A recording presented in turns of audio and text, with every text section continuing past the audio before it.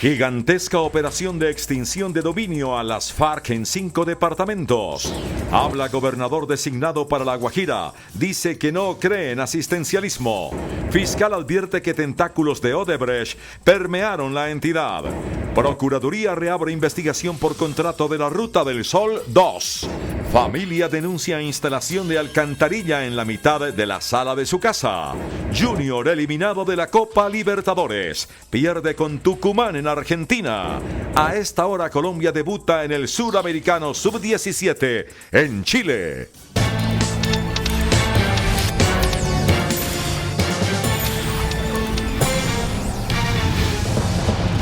Buenas noches. En una operación conjunta, la Fiscalía, el Ejército y la Armada ocuparon 227.000 hectáreas de tierras baldías que estaban en poder de la guerrilla de las FARC y de sus disidencias.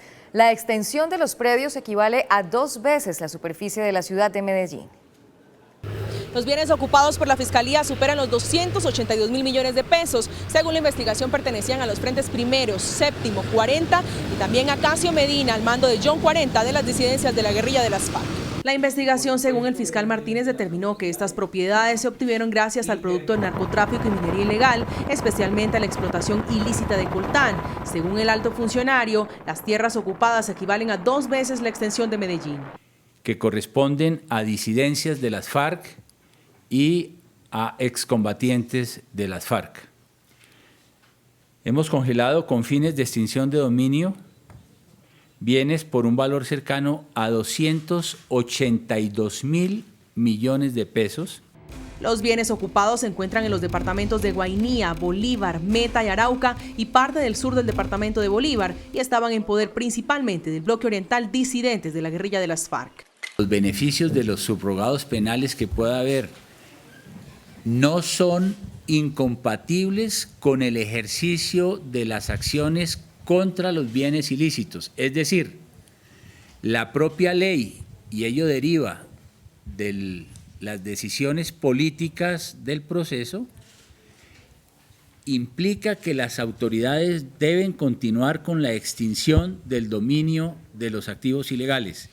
El alto funcionario explicó que los bienes incautados irán al Fondo de Tierras de la Agencia Nacional de Tierras justamente para reparar a las víctimas de desplazamiento forzado. Asimismo, precisó que este procedimiento de incautación de bienes no va en contra de los lineamientos del acuerdo de paz con esa guerrilla. El comandante del Ejército General Alberto Mejía reveló que cerca de 300 guerrilleros, aproximadamente el 5% de los militantes de la guerrilla de las FARC, han entrado en disidencia durante los primeros 6 meses del cese bilateral del fuego. Las disidencias han ocurrido en los bloques sur y oriental. El comandante del Ejército explicó que hasta el momento la disidencia de las FARC está dentro de los cálculos internacionales previstos para este tipo de proceso del fin del conflicto. Son cifras pequeñas que al momento nos permiten garantizar que únicamente está entre el 5 o 6% de las FARC hoy en disidencia. Las disidencias más grandes están en los departamentos de Meta, Guaviare, Caquetá y Putumayo. En el bloque oriental, los frentes primero, séptimo, 44 y Acacio Medina, y en el bloque sur, los frentes 14 y 64. Eso es lo aceptado. El general Alberto Mejía confirmó que ya se han registrado varios enfrentamientos con estos grupos disidentes. Ya hemos tenido múltiples combates con las disidencias, capturas de disidencias, desmovilización de docenas de disidentes que ya se han sucedido. En estas cuentas el ejército no suma a los guerrilleros que abandonaron las filas de las FARC, pero que no se tiene información de que hayan conformado nuevos grupos ilegales. El director de la Agencia Nacional de Tierras, Miguel Samper, aseguró que el gobierno recuperó 293.000 hectáreas de tierra en la Macarena, en el Meta, que pertenecieron a las FARC. El funcionario aseguró que estos baldíos serán entregados a los campesinos. El director de la Agencia de Tierras, Miguel Samper, quien participó en la entrega de baldíos a campesinos de 5 municipios del departamento del Cauca, en Popayán, aseguró que 293.000 hectáreas serán entregadas a los labriegos que más lo necesiten. 293.000 son de las FARC que nos pasó la Fiscalía hace algunas semanas, y los jueces de la República siguen trabajando en extinción de dominio sin descanso para que cualquier criminal pierda el dominio sobre sus tierras y no la pase a la Agencia Nacional de Tierras, y que con ello podamos podamos promover el acceso a la tierra de todos los campesinos. Finalmente, la paz en este país tiene que tener los pies en la tierra. Miguel Samper reiteró que esta recuperación de baldíos engrosan el fondo de tierras contemplado en el primer punto del acuerdo de paz con las FARC en La Habana. Nosotros seguimos comprometidos y trabajando con la justicia colombiana para que cualquier criminal pierda la propiedad que tiene sobre la tierra si llegó a ella mediante la comisión de algún delito. Eso entra a nutrir el fondo de tierras según lo estipulado por el Acuerdo de La Habana. 180.000 familias están a la espera de salir beneficiados con estos baldíos. Sin embargo, estos deberán cumplir con requisitos contemplados en la ley, como no contar con tierras y, en muchos casos, justificar que son afectados por el conflicto armado en el país. Y las autoridades confirmaron el primer enfrentamiento entre cocaleros del sur del país y los trabajadores de la nueva campaña de erradicación forzosa de cultivos ilícitos que fue puesta en marcha por el gobierno nacional. La tensa situación de orden público se está presentando en zona rural del municipio de Tumaco, en Nariño. Durante más de 12 horas estuvo cerrada la vía que comunica a Pasto con el puerto de Tumaco por intensas protestas promovidas por los cultivadores de hoja de coca que se oponen al plan antidrogas que puso en marcha el gobierno, que implica la erradicación forzosa de 50.000 hectáreas. No hemos podido llegar a ningún acuerdo. Por lo tanto, si no tenemos una respuesta correcta de parte del Estado y todo el comisionado de paz y los demás, aquí no estaremos hasta última hora. El director de la policía dijo que han buscado evitar los choques con la población y que no detendrá la campaña de erradicación. Si hay una afectación por vías de hecho a las vías después de que se entre a un proceso de concertación y de verificación para que no utilicen las vías de hecho y utilicen las vías normales que están adecuadas para generar alguna manifestación, no tenemos ningún inconveniente, pero si hay que actuar en el marco del uso de la fuerza, pues se actúa. A esta hora la vía Pasto-Tumaco ya se encuentra abierta, custodiada por el SMAT de la policía. Tumaco es el municipio con más hoja de coca en el país, 16.000 hectáreas sembradas según el más reciente informe de Naciones Unidas.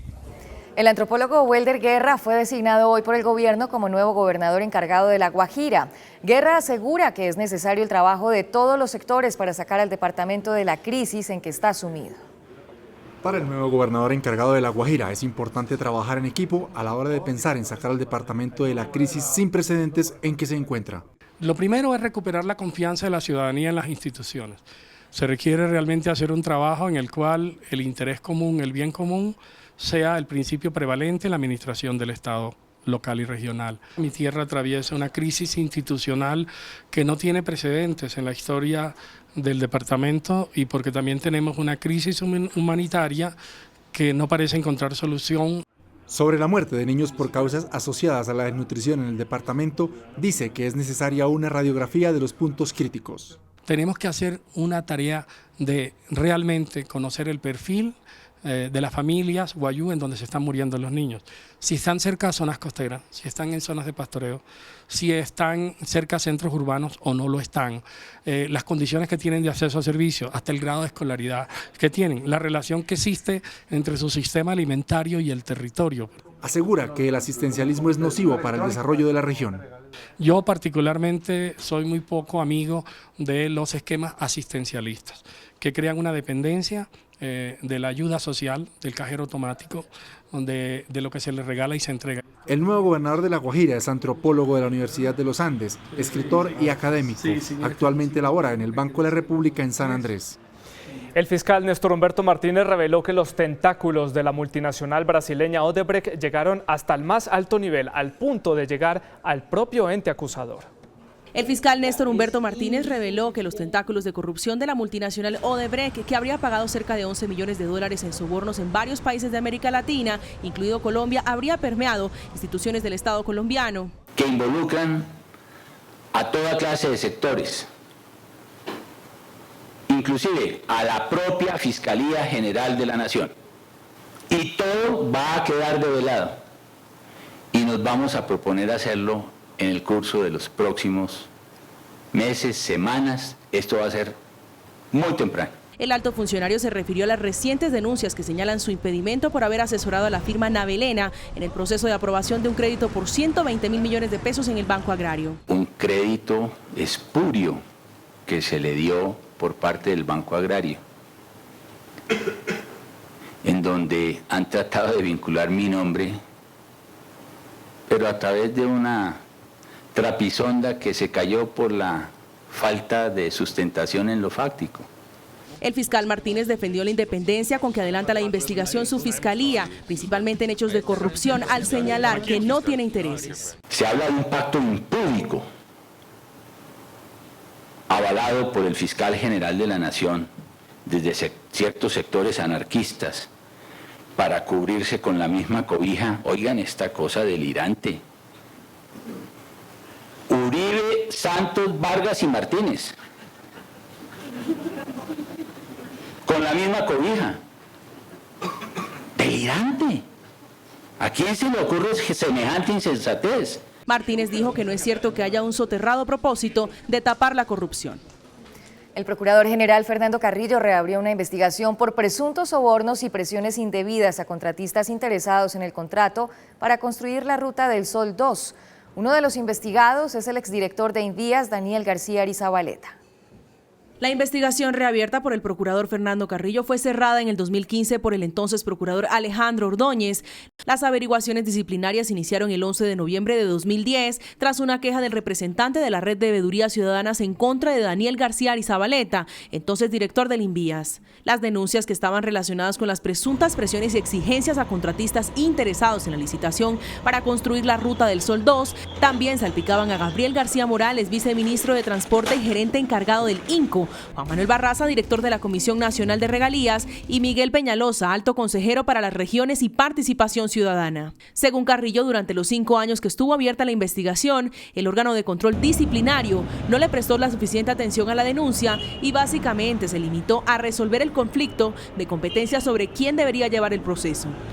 El presidente de la Agencia Nacional de Infraestructura, Luis Fernando Andrade, anunció que luego del acuerdo alcanzado entre el concesionario Ruta del Sol 2 y el Gobierno Nacional para liquidar el contrato de esa obra, comenzarán los pagos a los empleados, proveedores y bancos, e inmediatamente el Invías reactivará las obras más urgentes.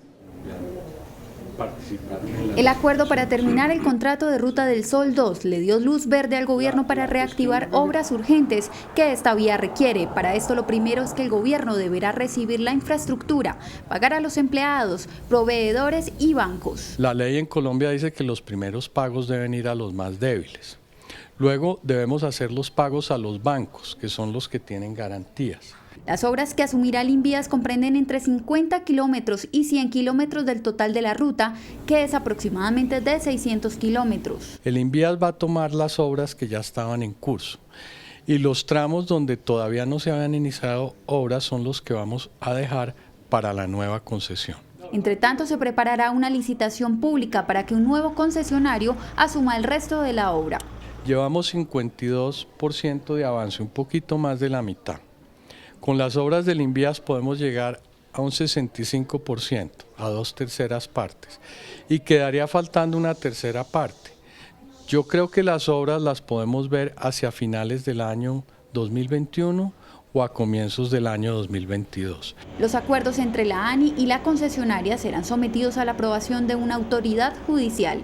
Según el presidente de la ANI, esta será una obra atractiva para los inversionistas y constructores a pesar de sus problemas. El vicecanciller Francisco Echeverry reveló que existen 8.000 colombianos presos en 1.030 cárceles del mundo procesados por tráfico de drogas. El funcionario indicó que en las últimas horas fue repatriada por razones humanitarias una ciudadana colombiana que se encontraba detenida en China señalada de tráfico de drogas. La Cancillería indicó además que en 34 países del mundo el delito de tráfico de drogas es castigado con pena de muerte o cadena perpetua, lo que hace más difícil la repatriación de colombianos. La repatriación se hace por cuestiones humanitarias muy graves. No es cualquier situación que simplemente plantee la familia, tiene que haber una gravedad en la condición de salud. El funcionario reveló que tras 2 años de negociación se logró la repatriación de la colombiana Sara Galeano, quien fue condenada a 18 años por el gobierno de China por tráfico de drogas. Recibirá el tratamiento que su enfermedad amerita y viene acompañada por unos funcionarios del IMPEC y será trasladada con los cuidados debidos y la asesoría requerida a a un centro de reclusión. Precisamente a su llegada, la colombiana agradeció la gestión de su repatriación. La libertad no tiene precio, el amor de la familia no tiene precio, eso no vale. Es mejor tomarse una guapanelita con una arepita que perder la libertad. De otra parte, el viceministro explicó la situación actual del colombiano Juan Pablo Iragorri, preso en Qatar. El gobierno de Qatar y su excelencia el emir de Qatar ha considerado que no amerita el indulto. Tenemos un funcionario destacado en la Embajada de Emiratos que constantemente viaja a Qatar y atiende las peticiones del señor Iragorri. Francisco Echeverry reveló finalmente que se está trabajando en la repatriación de otros 2 colombianos que se encuentran en grave estado de salud. Bienes avaluados en más de 14.000 millones de pesos del extraditado narcotraficante Edgar Vallejo Marín, alias Beto Gitano, fueron incautados por las autoridades. En operación conjunta entre la policía y la fiscalía, realizaron extinción de dominio a 14 propiedades avaluadas en 6.000 millones de pesos pertenecientes a Edgar Guillermo Vallejo Marín, alias Beto Gitano, narcotraficante colombiano recluido en una cárcel de Estados Unidos. Se logra la incautación de bienes como son apartamentos y casas, incluida la casa donde residía la señora madre, que son bienes de un alto valor y a los cuales las personas que los tenían en su poder no tenían forma de demostrar o justificar el origen de los recursos con el cual adquirieron este tipo de viviendas. Beto Gitano inició, según las autoridades, como mensajero de Pablo Escobar y cuando el capo murió fue ascendido. Se le señala de haber mandado toneladas de droga a España, donde fue capturado en el 2006 y extraditado posteriormente a Estados Unidos. Estaban a nombre de diferentes personas que se constituían como testaferros de esta persona y que de igual manera quedan inmersos en el proceso judicial. Los bienes inmuebles se encontraban en Bogotá, Pereira y la Virginia Risaralda. Estos pasaron a la Sociedad de Activos Especiales del Ministerio de Hacienda hasta que un juez de extinción de dominio emita una sentencia definitiva. Y una insólita historia vive una familia de Barrancabermeja en Santander. La empresa de agua instaló una alcantarilla en la mitad de su sala. José del Carmen Guevara y su familia compraron con los ahorros de toda su vida un terreno en el barrio Villa de Leyva en Barrancabermeja, Santander. Sin embargo, en el año 2007, una empresa subcontratista de aguas de Barrancabermeja prácticamente los obligó a construir un manjol o alcantarilla en medio de su humilde vivienda, o si no los sacaban de allí. Porque aquí llegaron del agua de Barranca y nos dijo que tenía que hacerlo ahí porque no lo dejaban, nos echaban una multa. ¿Y ustedes qué? Sí, correctamente. Entonces tocó dejarlo, ¿qué podíamos nosotros hacer? Y como la tubería va a hacer derecho por todas las casas. Viendo la situación casi inhumana en la que tiene que vivir la familia Guevara por los malos olores, el presidente del barrio Villa de Leyva, José Luis Molina, denunció la situación. Es algo terrible porque el señor va a la casa cada nada a informarme de los malos olores. He venido en las noches a visitar a la familia, olores terribles. Se invita al gerente de Aguas de Barranca que venga y nos acompañe una noche para que viva lo que vive esta familia del barrio Villa de Leyva. CMI contactó al gerente de Aguas de Barrancabermeja, Sergio Amariz, quien a través de un video respondió que ya se apersonaron del caso y que en próximos días lo solucionarán. Para solucionar el inconveniente tenemos que hacer una inversión de casi 50 millones de pesos y reubicar los manjoles y sacarlo dentro de la casa. Por ahora, y mientras la empresa Aguas de Barrancabermeja trasladan el manjol, José, su esposa, sus hijos y nietas tendrán que seguir viviendo y cocinando en medio de una alcantarilla o manjol que noche a noche los contamina con malos olores en su hogar. Y nosotros nos volvemos a ver a las 8:30 en la emisión internacional. Sigan el Canal 1 y más para ver, ya viene GPS.